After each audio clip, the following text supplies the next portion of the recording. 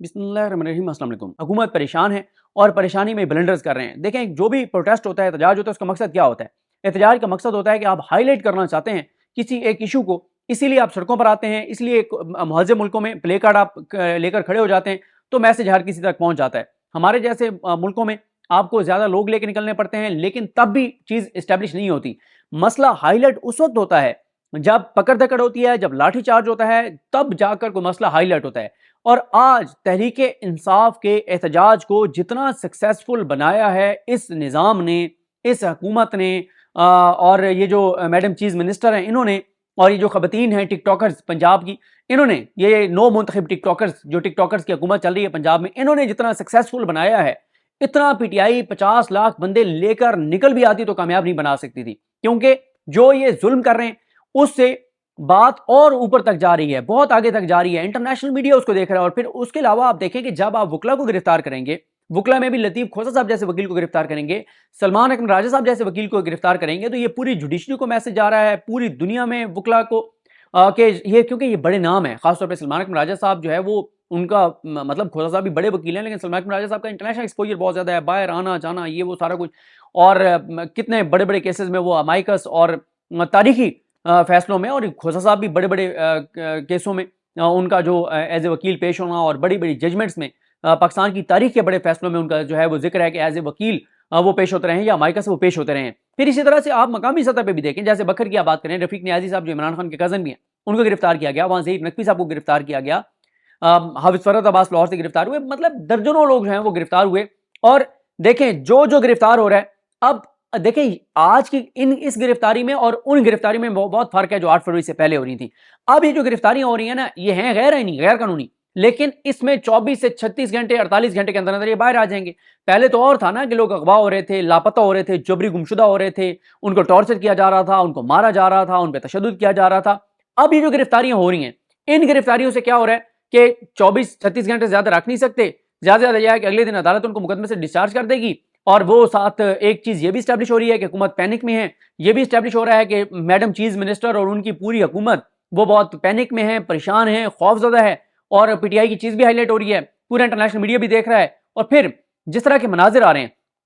अगर आप देखें जिस तरह से खवातीन पे टॉर्चर हो रहा है, खवातीन को जिस तरह से घसीटा जा रहा है, जिस तरह से बच्चों को टॉर्चर किया जा रहा है, तो ये मनाजिर, और एक चीज और बहुत खतरनाक हो रही है इनके लिए, ये जो फॉर्म 47 वाली हुकूमत है, जो जाली मैंडेट वाली, इनके लिए एक चीज बहुत खतरनाक है कि दोबारा पीटीआई की रैलियों में खवातीन आना शुरू हो गई हैं, फैमिलीज आना शुरू हो गई हैं। 9 मई के बाद से ये मामला रुक गया था, खौफजदा थी फैमिलीज, नहीं निकल रही थी फैमिलीज। एक ये परेशानी का सबब है कि अब फैमिलीज निकलने लग गई हैं, बच्चों को लेकर आने लग गए हैं, वही माहौल दोबारा शुरू हो गया है कि कोई भी अपनी गाड़ी में आता है, उसके साथ उसके वालिदैन भी हैं, बीवी बच्चे भी हैं, पूरी फैमिली जो है वो पीटीआई के प्रोटेस्ट में और पीटीआई के जलसे में जा रही है। एक तो वो चीज शुरू हो गई है। दूसरी जो परेशानी की बात है मैडम चीज मिनिस्टर या इनके जाली वज़ीर आज़म चचा के लिए और इन सारों के लिए, वो खौफ की बात यह है कि ये समझ रहे थे कि लोग, मतलब अब एक जो खौफ का एक पूरा एक पाकिस्तान के अंदर खौफ जबर तशद्दुद का जो माहौल बना था 9 मई के बाद से, इनको ये था कि अब लोग लातल्लुक हो जाएंगे प्रोटेस्ट से बाहर निकलने से, कि खौफ है, इसमें कोई शक नहीं है, बहुत खौफ है। जिस तरह से लोगों ने सफर किया है, जो लोगों ने जुल्म देखा है, जो सितम देखा है, जो खवातीन के साथ हुआ है, जो खवातीन के गिरबान फाड़े गए हैं, जो खवातीन को आप देखें, जो तैयबा राजा जो इंटरव्यूज दे रही हैं, जिस तरह की वो गुफ्तगू बता रही हैं, और बाकी पीटीआई की जो खवातीन इस वक्त आलिया हमजा साहिबा हैं, डॉक्टर यास्मीन राशिद हैं, या आयशा भुट्टा हैं, आलिया हमजा, सनम जावेद, ये सब जो अभी भी 4-5 खवातीन जो अभी तक जो है वो जेलों में हैं, या जो उसके अलावा एक पूरी लिस्ट है जो पीटीआई की खवातीन जिस तरह से उन्होंने तशद्दुद बर्दाश्त किया, जो कुछ उनके साथ हुआ, खदीजा शाह और इन सब के साथ, तो ये चीज़ें ज़ाहिर है इसके बाद ये समझ रहे थे कि अब इतना हमने खौफ पैदा कर दिया है कि लोग नहीं निकलेंगे, लेकिन लोग निकलना शुरू हो गए हैं, और खवातीन निकलना शुरू हो गई हैं, फैमिलीज निकलना शुरू हो गई हैं, लोग घबराए नहीं हैं। और फिर एक चीज़ तीसरी, जो पहली खतरनाक बात, दोबारा खवातीन और बच्चे निकलना शुरू हो गए हैं। दूसरी खतरनाक बात इनके लिए मैंने आपको बता दी कि दोबारा जो है कि वो जो खौफ था वो उस खौफ के बुत टूट चुके हैं, लोग निकल रहे हैं। और तीसरी जो इनके लिए परेशानी की बात है इस पूरे निज़ाम के लिए, वो ये है कि 8 फरवरी को जो लोगों का मैंडेट चोरी हुआ, इनको ये लगता था कि क्योंकि हमने मैंडेट चोरी किया है, दीदा दलेरी के साथ, सरेआम हमने कहा कि जो ये अदालतें हमारे साथ हैं, पूरा निज़ाम हमारे साथ है, इलेक्शन कमीशन हमारे साथ है, ब्यूरोक्रेसी हमारे साथ है, जो कर सकते हो कर लो, तुम्हें कुछ नहीं मिलेगा। तो इससे ये एक इनकी कैलकुलेशन ये थी कि लोग जो है वो मायूस होकर घरों में बैठ जाएंगे कि यार हम देखें हमने वोट डाला है फिर भी कुछ नहीं बना तो छोड़ दें। नहीं, لوگ اسی جگہ پہ کھڑے ہیں جہاں پہ 8 فروری کو لوگ کھڑے تھے، لوگ بلکہ اسے آگے بڑھ رہے ہیں، لوگ نکل رہے ہیں. ہاں اتنی بڑی تعداد میں نہیں نکلتے، یہ کلچر پاکستان کا اور خاص طور پہ پنجاب کا ضرور ہے کہ لوگ ووٹ دینے کے لیے نکلتے ہیں، ایجیٹیشن کے لیے نہیں نکلتے. لیکن میں نے آپ کو عرض کیا کہ یہ بھی ان کے لیے بڑی خطرناک بات ہے کہ لوگ 8 فروری کے بعد سے مایوس نہیں ہوئے، بلکہ مزید حوصلہ پکڑ رہے ہیں، مزید نکل رہے ہیں، مزید احتجاج کر رہے ہیں. پھر ایک چیز اور، ہمیں پہلے بھی انہوں نے بہت سے تجزیہ کار جو ہیں وہ کہتے تھے کہ دیکھیں جی وہ ماہ رمضان جب شروع ہوتا ہے نا، ماہ رمضان شروع ہوتا ہے تو ایک، اور یہ بات ویسے اس میں غلط بات نہیں ہے، یہ بات درست ہے کہ ایک ماحول ایسا بن جاتا ہے، لوگ اپنی عبادات میں، لوگ روزے میں، اور روزے کے ساتھ پھر ظاہر ایجیٹیشن نہیں ہو سکتی، سڑک پہ آپ نہیں آ سکتے، اور وہ ساری چیزیں، پھر رات کو تراویحاں اور وہ ساری چیزیں. لیکن پی ٹی آئی نے پچھلے سال یہ بات، پچھلے سال اسے پچھلے سال یہ بات ثابت کی تھی کہ جو 2022 اور 23 دونوں سالوں میں پی ٹی آئی نے یہ ثابت کیا تھا کہ روزے کے یعنی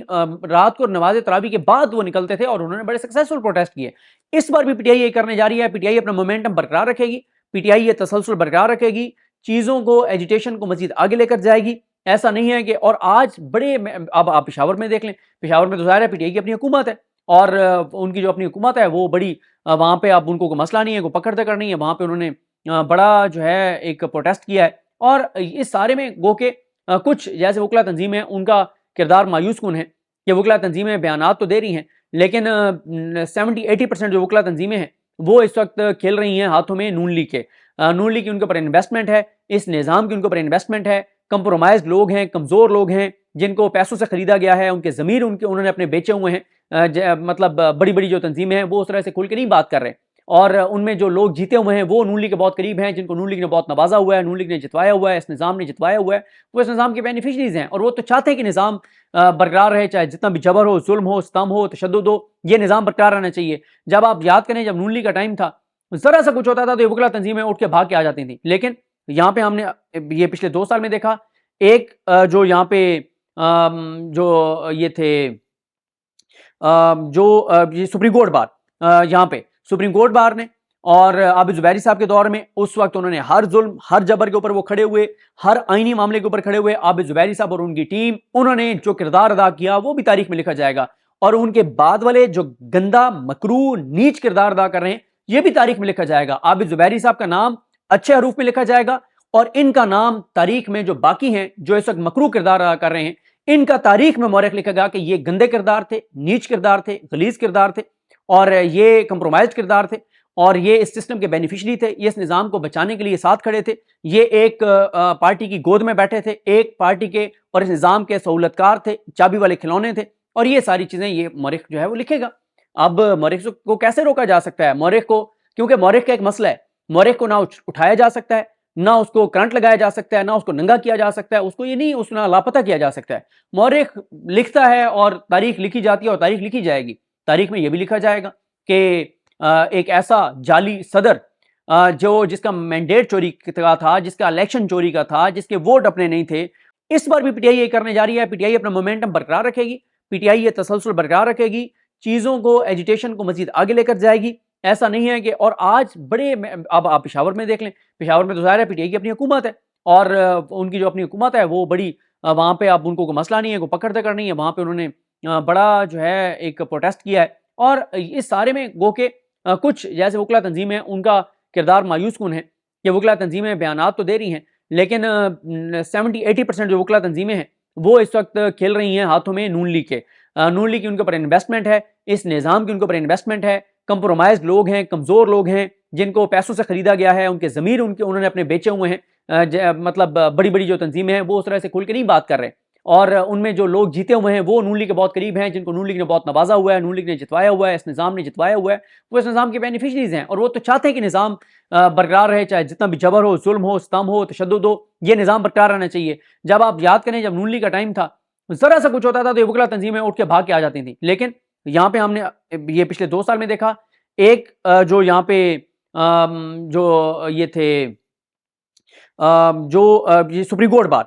یہاں پہ سپریم کورٹ بار نے، اور عابد زبیری صاحب کے دور میں اس وقت انہوں نے ہر ظلم، ہر جبر کے اوپر وہ کھڑے ہوئے، ہر آئینی معاملے کے اوپر کھڑے ہوئے. عابد زبیری صاحب اور ان کی ٹیم، انہوں نے جو کردار ادا کیا وہ بھی تاریخ میں لکھا جائے گا، اور ان کے بعد والے جو گندا، مکروہ، نیچ کردار ادا کر رہے ہیں یہ بھی تاریخ میں لکھا جائے گا. عابد زبیری صاحب کا نام اچھے حروف میں لکھا جائے گا، اور ان کا نام تاریخ میں جو باقی ہیں جو اس وقت مکروہ کردار ادا کر رہے ہیں، ان کا تاریخ میں مورخ لکھے گا کہ یہ گندے کردار تھے، نیچ کردار تھے، غلیظ کردار تھے، اور یہ کمپرومائز کردار تھے، اور یہ اس سسٹم کے بینیفیشری تھے، یہ اس نظام کو بچانے کے لیے ساتھ کھڑے تھے، یہ ایک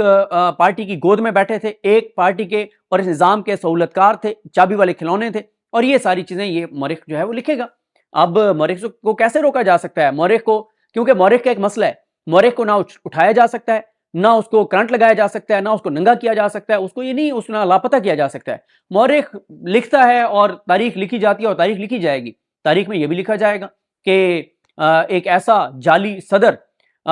جس کا مینڈیٹ چوری کا تھا، جس کا الیکشن چوری کا تھا، جس کے ووٹ اپنے نہیں تھے،